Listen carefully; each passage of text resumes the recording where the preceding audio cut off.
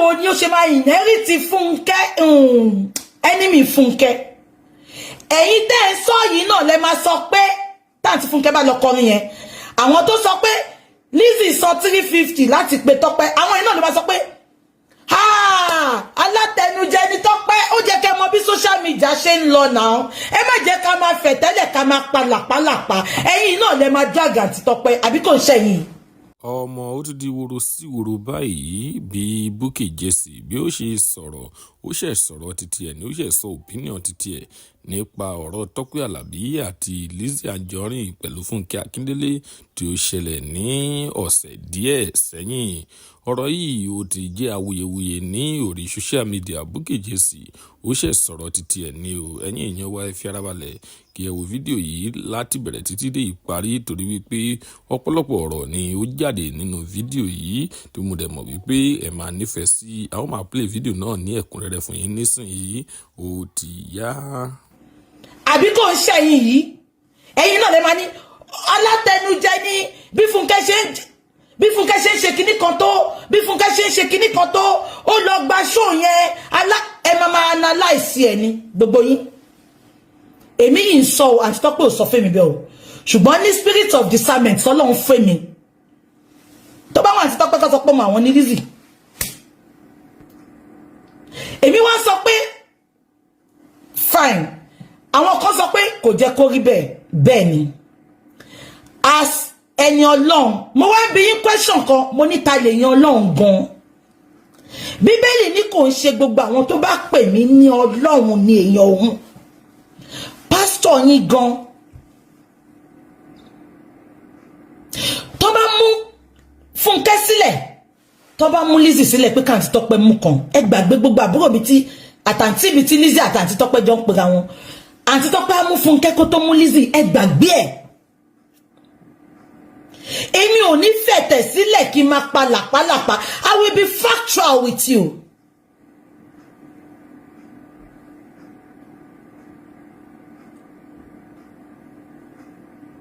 Abẹ́ gbọ́ mi tó bá fi ṣe rí àwọn kan believe in loyalty gan máa já yín sí nǹkan kan lẹ́ni Mọ̀mí Esther Ajayi I love her so much happy birthday ma alẹ́ ìjì ni o ṣe ń gbọ́ alẹ́ ìjì ni ṣe káwọn kan wà wọ́n ní discipline ẹ jẹ́ kí sáré fún yín ní sìdáríò kan ẹ jẹ́ ká wò báyìí ọmọ Woolwich yẹn ṣe mẹ́pọ̀ wọn àtàlùjọ close èèyàn kan wá gbé àlùjọ ìwọ tó sọ pé mo off point yẹn máa block ẹ mi mọ̀ ya ẹ rí you are not my regular viewer ó ní lọ ṣe tiẹ̀ lórí platform ẹ I'm not off point I'm being factual here ṣé ń gbọ́ mi ẹ jẹ́ ká máa sọ lọ ẹ jẹ́ mo fẹ́ fún yín scenario ni o ẹ jẹ́ ká wò báyìí ìtọ́ gbogbo yín sọ pé ó jẹ́ kó kọrin yẹn mo ń gbé nǹkan kan bọ̀ fún yín ni ọmọ Woolwich yẹn ṣé ń gbọ́ bó ṣe bí àlùjọ ṣe close mọ́ ọmọ Woolwich yẹn tó kọ́ wá gbé àlùjọ lọ́la kọ́ ní kó wá lọ kọrin fẹ́yàn kan wọ́n sọ fálùjọ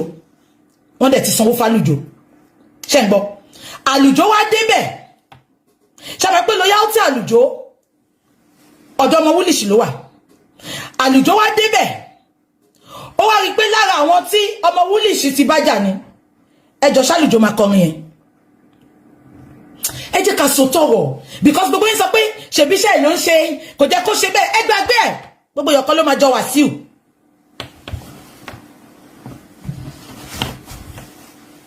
gbogbo yọ̀kan ló máa jọ Wàsíù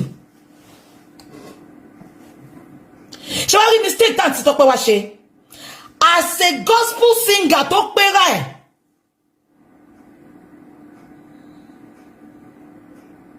ṣé ń gbọ́ mi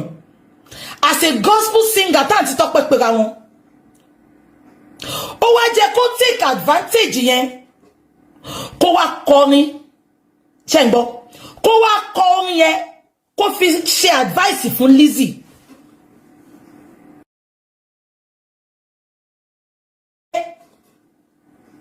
ló máa fi win ní sóòlù Lizzy ibi tó ti ṣe èmi nìyẹn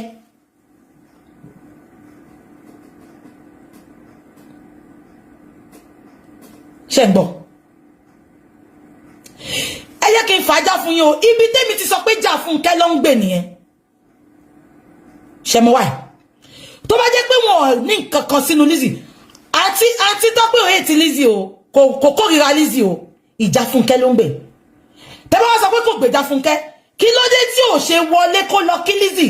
àbí kó pé Lizzy lórí fóònù àbúrò mi wá síta kò fojú rí Lizzy náà ẹ wá ní kò ṣe Jàfúnkẹ́ ló ń gbé ìjàta ló wá ń gbé tó bá kórìíra Lizzy bẹ́ẹ̀ ṣe sọ tó bá débẹ̀ yẹn bó jẹ́ pé wọ́n sọ fún tó wá débẹ̀ àtọkọ àti gbogbo wọn máa bínú lọ ni ẹ ló gbowó ó mọ̀ wọ́n set ẹ̀ up ni ẹ jọ gbogbo nǹkan kan ní fracas tí ò bá ti work fún yín kò ń ṣe é tà ẹ má máa jẹ́ ká sọ bẹ́ẹ̀ máa fún yín ní example lẹ́ni Mọ́mí Àjàyí God bless her where she is alleged ni nǹkan tí mo fẹ́ sọ yìí ìgbà tí Mọ́mí Àjàyí bẹ̀rẹ̀ ń bíbá yẹn tówó yẹn dé gan gbogbo musician ló wá sí church Mọ́mí Àjàyí mo fẹ́ sọ fún pé àwọn èèyàn kan ní principles abẹ́ gbọ́ mi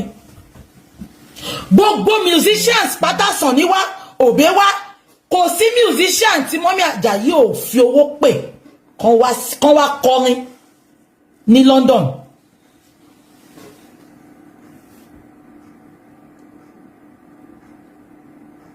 abẹ́ gbọ́ mi wọ́n ní kò sí owó tó fẹ́ san fún àǹtí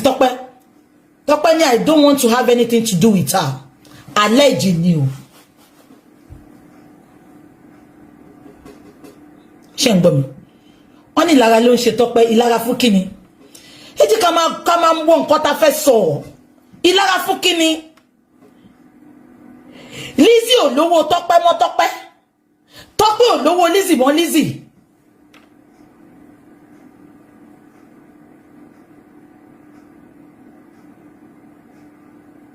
alleged ni o wọ́n ní kò sẹ́ni tí wọ́n ní kọ́ pè fún Tọ́pẹ́ ṣe pé Tọ́pẹ́ gbọ́dọ̀ wá kọrin church torí gbogbo olórin ti wá Tọ́pẹ́ lóhun sorry the reason is best known to her kí ni mò ń fàyọ tí mo fi sọ yẹn ni pé some people have principles to the extent pé ṣáré mi mo máa sọ fún yín mo lè má wà lórí social media mo máa ń think deep mo dẹ̀ bá ẹ rí pé mo kì í fò kiri because àdàbà pèdè ó ṣe bẹ́yẹ ní ògbọ́ ẹyẹ lè gbọ́ kí má jókòó observer làwa to the extent pé àwọn dádì kan ṣe 80th birthday gbà kan àgbà gospel singer ni dádì yẹn Sister Tọ́pẹ́ Àlàbí kọrin tán lórí stage Mọ̀mí Esther Àjàyí ló gun stage ló fẹ́ pray mi rántí tí n bá rántí màá gbé fídíò yẹn síta mi ò bá ti Tọ́pẹ́ kí Mọ̀mí Esther Àjàyí ó kàn gbẹ̀gbẹ̀ wọn kọjá ni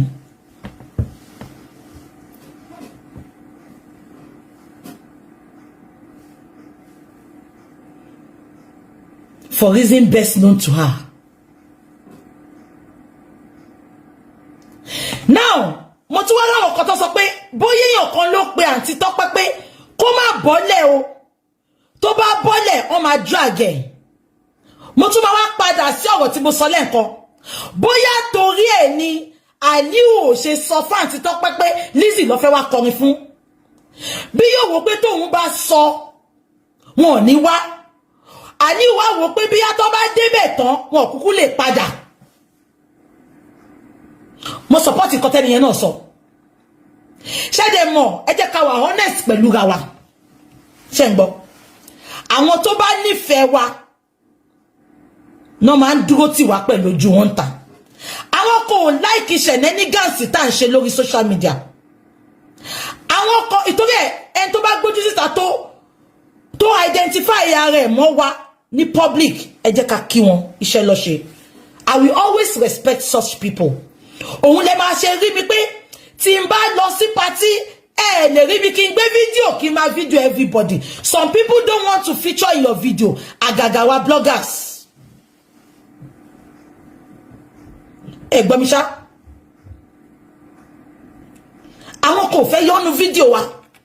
mo fẹ́ wà láò àwọn kò fẹ́ shenanigans mo gba nǹkan tẹ́ni yẹn sọ pé ó ṣeé ṣe kó jẹ́ pé ọ̀kan ló pé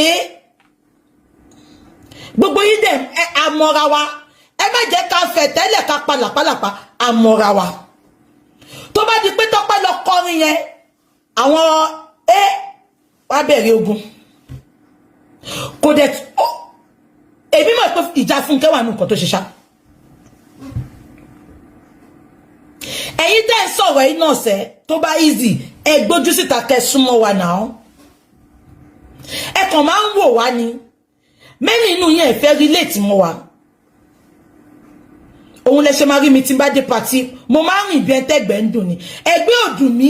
ìwọ tó bá rí mi ni mo rí tó bá fi pé torí mò ń blog àbí torí mò ń ṣe nǹkan tọ́lọ́ rán mi kí wá ṣe lórí social media mi ìfẹ́ yẹ kọ́ rí mi mọ́mọ́ yẹn ò ní kúre ìtorí ẹ̀ lẹ ṣe máa rí mi pé tí gbogbo wọn bá gbẹ́jọ́ wá ń gbà mí mi ìfẹ́ bá wọn dá sí i wàá gbọ́ mi láìkí ọmọ yẹn ṣùgbọ́n fẹ́ wá gbẹ́jọ́ wá kémi wá jà fún ẹ lọ pé yálà ìyá ẹ kó wá jà fún ẹ. àbẹ́ ẹ̀ tún wo bẹ́ẹ̀ yẹn ṣá gbogbo yín tẹ̀ ń sọ̀rọ̀ mi ìwà gbèjà àǹtí Tọ́pẹ́ o because táǹtí Tọ́pẹ́ náà bá fẹ́ ro tọ́lọ́run ni ó mà jẹ́ kó tẹ́rí sí i á wò pé wọ́n á tún wá dráàgì òun. ẹ jẹ́ ká wo outside the box òun mo ṣe sọ fún yín pé I'm begging you all ẹ jẹ́ kí Lizzy nísinmi.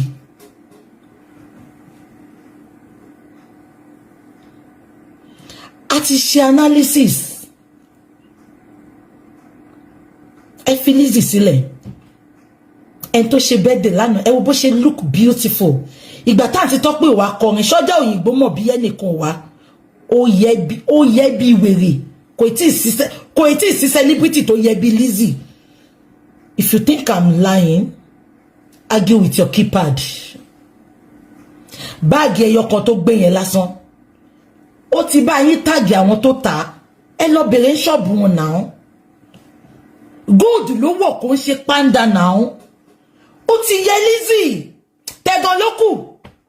kí láti Tọ́pẹ́ fẹ́ kọ́ yes and amen àṣejù gan ni Tọ́pẹ́ Àlàbí mo yìí sọ́fà àǹtí Zimmerman mo ní kí ló lọ pé Tọ́pẹ́ Àlàbí fún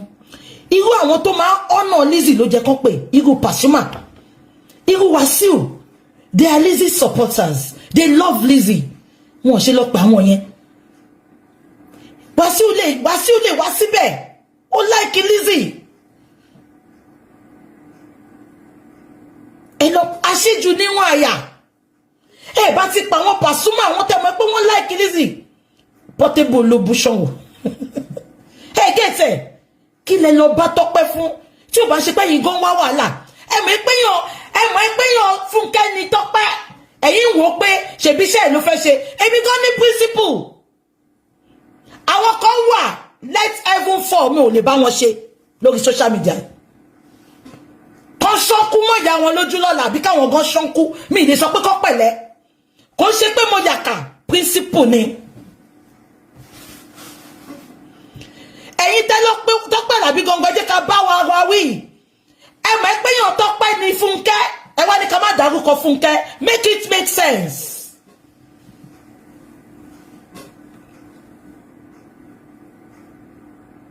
Exactly sis kó wá jẹ́ pé lẹ́sẹ̀ yọrí lẹ́pẹ̀ kan kó jẹ́ Jídára lẹ́pẹ̀ kó jẹ́ Láolúgbénjó lẹ́pẹ̀ kó jẹ́ Bídèmí Alọ́ba lẹ́pẹ̀ ẹ lọ pé Tọ́pẹ́ Àlàbí aṣẹ́jú níwọ̀n àyànná Sheriff ẹ wá sọ ẹni torí Lizzy máa ń play orin Tọ́pẹ́ Àlàbí fine àǹtí Tọ́pẹ́ láwọn orin ìjìnlẹ̀ lọ́wọ́ bọ́ yín ò sọ pé ó láìkẹ́ ta ló sọ fún yín pé best musician Tọ́pẹ́ gan ni Lizzy ẹ jẹ́ ká bẹ̀rẹ̀ láti bẹ̀yẹn mo lè máa gbórin èèyàn sí yín ò sọ pé mo láìkẹ́ yín ò sọ pé best musician mi ni yín ò sọ pé tí máa fẹ́ ṣe nǹkan òun ni máa pè ẹ jẹ́ ká yọ èpò kúrò náà àlìkámà. Exactly ẹ má gbàgbé pé the same Tọ́pẹ́ wọ́n ṣẹ̀ṣẹ̀ drag ẹ̀ lórí marriage ọmọ ẹ̀ ni ó lè jẹ́ nǹkan tó sá fún nìyẹn get it. I'm not saying Tope is not a gospel singer. Anita no fẹ́ púpọ̀ nu yín tẹ gbójú síta kò ṣe gbogbo yín lẹ fẹ́ jẹ́ kó rí mọ́ àwọn tó ń jà àwa gbogbo wa. Get it. Mo sọ se tẹ bá rẹ̀ tó gbójú síta tó súnmọ́ wa tó bá wa ṣe tí ò mind tó bá wa ya photo tó dúró tì wá. Hold ẹni yẹn dáadáa èèyàn ni wọ́n. Exactly.